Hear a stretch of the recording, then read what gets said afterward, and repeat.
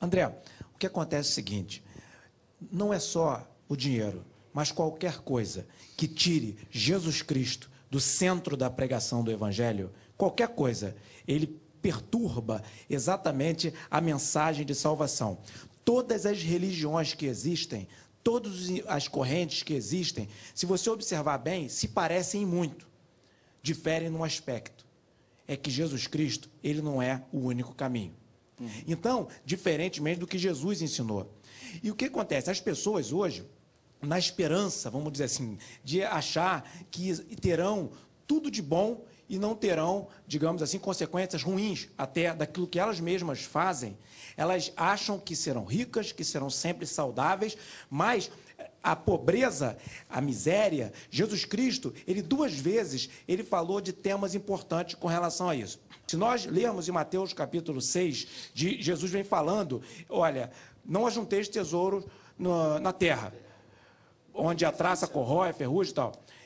Logo a seguir, ele falou, por que vocês ficam preocupados com comer, vestir e beber? E lá embaixo ele fala, buscai primeiro o reino de Deus e sua justiça, e todas essas coisas, comer, vestir e beber, serão acrescentadas. Então, esse negócio que vai ser acrescentada riqueza, se você, por exemplo, tiver interesse de entrar numa empresa, tem que se preparar. Se quiser passar no vestibular, tem que estudar. Se não estudar, não há oração que te faça passar. A oração, a fé, ela movimenta você no sentido da compensação do que foge às suas forças. É isso que é a fé. Ela faz você se superar, diferente do que você ter uma coisa de graça. Nada vem de graça. Quem não estuda, não passa. Quem não é o melhor profissional no trabalho, não vai ser promovido. Porque se fosse assim, Deus seria injusto. Isso não acontece. Jesus, ele deu 2 demonstrações que ensinam muito. Primeira, o mancebo rico procurou Jesus e falou, olha, Jesus, cumpra os 10 mandamentos, cumpra a lei. Jesus falou, tá bom, vai lá e vende tudo que tem e dá aos pobres, depois você me segue, você vai ter um tesouro no céu. Ele não quis conversa, porque o coração dele estava na riqueza. Uma outra situação, Zaqueu. Zaqueu procurou Jesus e falou, Jesus, veja que o outro que procurou, falando que eu cumpro a regra, eu cumpro a Bíblia, eu cumpro a lei, Jesus falou, olha, então você vende tudo que tem, porque Jesus sabia que o coração dele estava no dinheiro. Para Zaqueu, Zaqueu veio falando do dinheiro. Olha, Jesus, eu dou metade dos meus bens aos pobres e restituo quadruplicadamente se eu tiver defraudado alguém. Aí o que Jesus falou para ele? Não, o Filho do Homem veio buscar e salvar o que se havia perdido. Jesus não quis conversar sobre o dinheiro com ele, o dinheiro dele ficou para ele. Então, quando o coração da gente está no dinheiro, aí não tem jeito. Quando o objetivo de vida da gente está no dinheiro, não tem jeito. Deus se desagrada. Paulo, em Timóteo, deu um grande ensinamento. Ele disse o seguinte, olha, diga aos ricos desse mundo que não ponham a sua esperança, né, vamos dizer assim, no dinheiro, que não sejam arrogantes, que sejam comunicáveis, enfim, que ajude os outros, que reparta a sua riqueza e tem a esperança de um reino no céu, tem a esperança futura. Então, quer dizer, os ricos, é normal, porque se a pessoa trabalhar e for competente, for empreendedora, ela vai acabar tendo sucesso, vai acabar tendo êxito, isso faz parte do processo de justiça de Deus, inclusive. Agora, tem aquele que ele é menos proativo, ou então escolhe uma vida modesta, que é um direito da pessoa, e a Bíblia não fala que prosperidade é ser rico.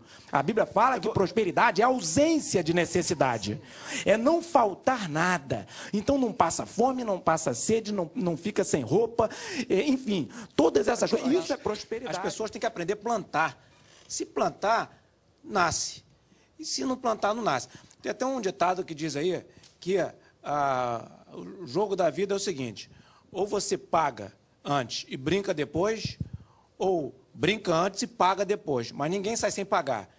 Então é a lei da semeadura. Se o cara correr atrás, se empenhar, for um bom profissional, se dedicar, ele vai ter êxito. Agora, até vou me tomar a liberdade de dizer aqui no ar, eu estou escrevendo um livro, já está praticamente pronto, com o Dr. William Douglas. William Douglas é um juiz federal, que é primeiro colocado para juiz, para promotor, para defensor público, e é um livro secular, tá?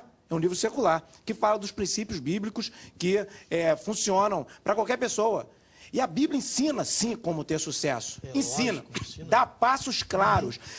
Deus, ele só não abre as portas quando a pessoa põe o coração no dinheiro. Veja só, Salomão pediu o que a Deus? Sabedoria. Deus falou, tá bom, dou sabedoria, mas dou outra coisa que é boa também. Eu dou riqueza também.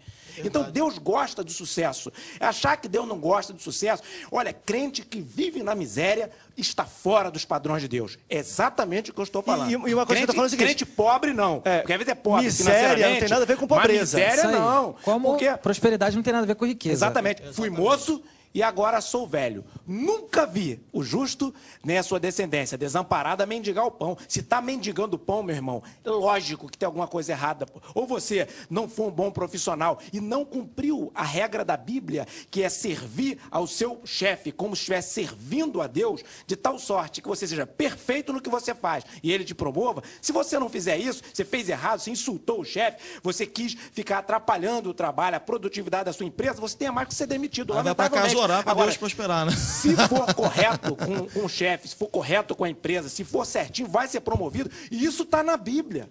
Então a Bíblia tem princípios infalíveis para o sucesso. E Deus gosta do sucesso. Agora, nunca nós devemos pensar que não vamos passar tribulações. Porque a Bíblia diz, Jesus falou que teríamos tribulações, mas que nós tivéssemos bom ânimo. Outro ensinamento de Jesus, direto da boca de Jesus.